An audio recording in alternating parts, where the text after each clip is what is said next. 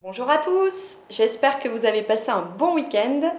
Voici donc la suite de notre roman Chère Bertille. On va apprendre du coup ce qui s'est passé.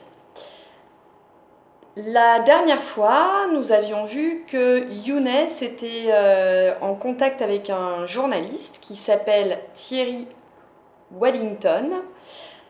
Je voudrais juste faire un petit parallèle entre le nom de ce journaliste et le petit ours Paddington que vous connaissez, je pense, et qui mène aussi des enquêtes si mes souvenirs sont bons. Et donc ce journaliste expliquait qu'ils étaient à la recherche, enfin qu'il enquêtait lui depuis quelques semaines sur les Frères de la Côte, une bande de contrebandiers, donc des gens qui passent de la marchandise illégalement d'un endroit à un autre. Et donc du coup, l'enquêteur, Monsieur Waddington, enquêteur et journaliste, souhaitait essayer de monter une opération qui lui permettrait d'arrêter les Frères de la Côte. L'héroïne de l'histoire, donc Bertille, prévient son amie Martha et nous en étions au fait que Younes avait vraisemblablement inventé un piège redoutable pour mettre à mal les dangereux contrebandiers. Plusieurs petites choses. Êtes-vous allé voir dans un journal comment celui-ci s'organisait ? Avez-vous trouvé quel piège allait concocter notre ami Younes? Voilà, on va découvrir tout ça aujourd'hui. Il s'agit aujourd'hui de la lecture d'un article. Donc, un article de journal se compose d'un titre, souvent d'une petite partie en gras qui introduit l'article ou qui en donne les idées principales, qui va nous donner en tout cas très envie de le lire, un petit peu comme une quatrième de couverture, ce qu'on trouve ici sur un livre, ou alors une préface ou voilà, une petite introduction de l'auteur. Parfois les auteurs font ça aussi dans leurs livres et en général on apprend des choses et ça nous donne envie de nous plonger dans le livre. Donc là il s'agit du même principe pour l'article. On pense aussi aux gens qui ne lisent pas les articles en entier parce qu'il y a des gens qui achètent le journal tous les jours et qui vont survoler les articles. Et donc du coup, ça leur permet d'avoir l'essentiel de l'information sans avoir à tout lire. Après, il suffit de faire une lecture qu'on appelle en diagonale de l'article pour pouvoir comprendre la totalité de ce qui s'est passé. Ensuite, donc, on a l'article à proprement parler et on a souvent des photos en dessous desquelles on va trouver des légendes. Donc, dans la légende, on nous explique, comme sur une carte de géographie, à quoi correspond la photo. L'article publié dans Passion Région le 21 février s'intitule « Un formidable coup de filet ». Un article de P. Martin, photo à linotte. Le martin et la linotte sont deux oiseaux. Un formidable coup de filet a eu lieu hier dans l'après-midi au Port-au-Perche, sur le canal de l'Ourcq. La police a enfin pu arrêter les dangereux contrebandiers connus sous le nom des Frères de la Côte.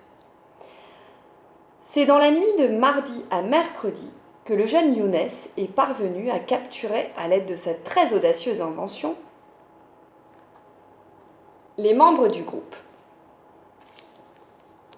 Voici donc l'invention de Younes, souvenez-vous. Les malfaiteurs étaient des chiens, et donc le piège de Younes consiste à mettre un os pour les attirer, et une fois au-dessus de l'os, ils sont piégés par le pied. On les a eus, ces gros jambons, nous a confié le jeune homme. C'est pas la première fois qu'on entend cette phrase de la part de Younes. Par la suite, grâce aux informations fournies par notre collaborateur Thierry Wellington, la chef du gang a finalement pu être interpellée au moment où elle prenait la fuite munie d'une perruque. Souvenez-vous, qui est la chef de la bande? Les soupçons de Bertille vont-ils être confirmés?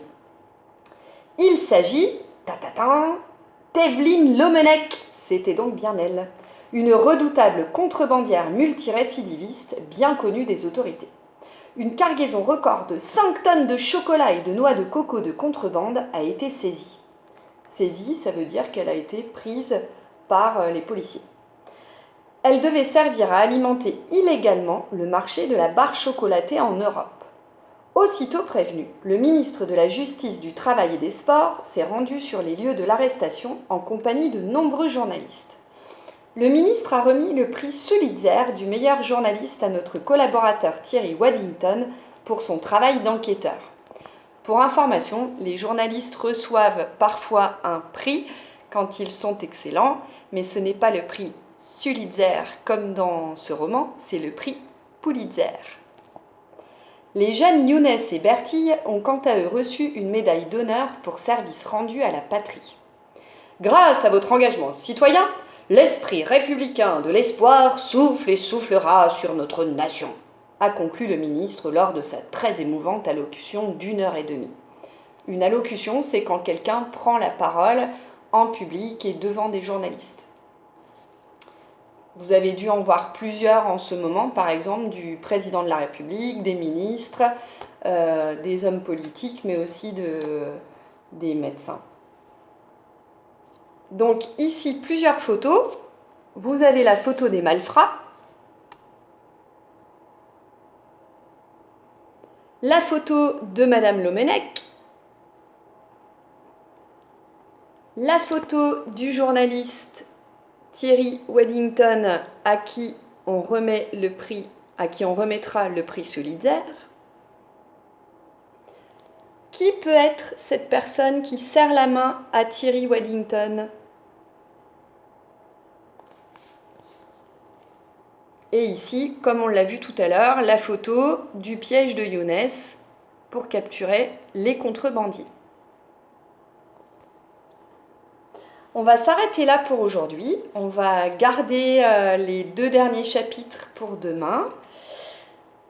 À votre avis, il y a quand même un personnage dont on parle dans cette histoire et qu'on ne connaît pas encore, Jean-Marc Beubare. À votre avis, va-t-il arriver à un moment dans l'histoire? Et si oui, que va-t-il se passer? Quelle relation va-t-il entretenir avec Bertille, par exemple? Est-ce qu'il va vouloir l'aider? Est-ce qu'il va vouloir lui dédicacer ses photos? Est-ce qu'il sera d'accord pour que sa fille Martha entretienne une relation d'amitié avec Bertille, etc., etc. Donc vous pouvez essayer d'imaginer ce qui peut se passer si ce personnage intervient dans l'histoire. Interviendra-t-il seulement? Nous le découvrirons demain. Et puis essayez aussi d'imaginer la fin de l'histoire, d'émettre des hypothèses comme on a eu l'habitude de le faire. On a vu le mot illégal. Essayez de chercher des mots de la même famille qu'illégal. Dans illégal, on entend le mot légal, mais on entend aussi le petit mot il devant. Donc on a déjà vu lors d'une précédente lecture qu'il s'agissait d'un préfixe.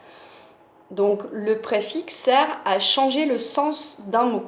Par exemple, un parapluie, c'est un objet qui permet de se mettre à l'abri de la pluie. Un paratonnerre, c'est un objet qui permet d'empêcher la foudre d'endommager nos appareils électroménagers. Voilà, donc un exemple de préfixe. Le préfixe « il » ajouté à « légal » change le sens du mot « légal » puisque il permet de comprendre que ce n'est pas légal. À vous de trouver 2, 3, 4 mots de la même famille que légal ou illégal. C'est votre défi jusqu'à demain. À demain!